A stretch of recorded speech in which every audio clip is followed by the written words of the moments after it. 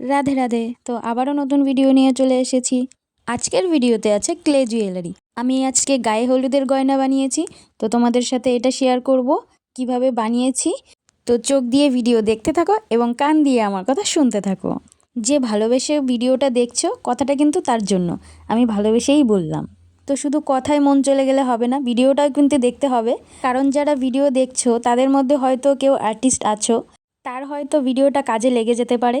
তুমি চেষ্টা করলে অবশ্যই এরকম জুয়েলারি বানাতে পারো, বা যারা বানাও ক্লে জুয়েলারি তাদের জন্যও হয়তো ভিডিওটা অনেকটা হেল্পফুল হয়ে যাবে। আরও একটা কথা, আমি কিন্তু আমার চ্যানেলটা 1 মাস হয়েছে ইউজ করছি।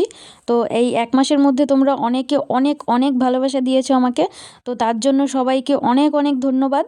তোমরা এইভাবেই পাশে থাকো, আর আমার ভিডিও কেমন লাগে সেটা আমাকে জানাও। ভিডিও ভালো লাগলে অন্তত একটা লাইক করে দিও। ও হ্যাঁ, ভিডিওতে যে সাদা কালারের প্লেটটা দেখতে পারছো তোমরা, এটারও কিন্তু ভিডিও আমি পোস্ট করেছি। তো প্লেটটা কেমন লাগছে, আর প্লেটটা দিয়ে যে এখন কাজ করছি, মানে ভিডিওতে যেমন প্লেটটা আছে, তো প্লেটটাকে কেমন লাগছে সেটা অবশ্যই বলো কিন্তু। যারা ভিডিওটা দেখোনি প্লেটের, তো তারা কিন্তু গিয়ে দেখে আসতে পারো। গয়নাগুলোতে কিন্তু আমি হলুদ কালারের সুতোই ইউজ করছি, কারণ গায়ে হলুদের গয়না যেহেতু, তো হলুদ কালারের শাড়ির ওপর হলুদ সুতো মিশে যাবে। এবং কোমর বিছাটাতে সবগুলো ফুলই আমি পিঙ্ক কালার করেছি, কারণ হলুদ কালারের ফুল দিলে শাড়ির সঙ্গে মিশে যেত, তাই পিঙ্ক করেছি।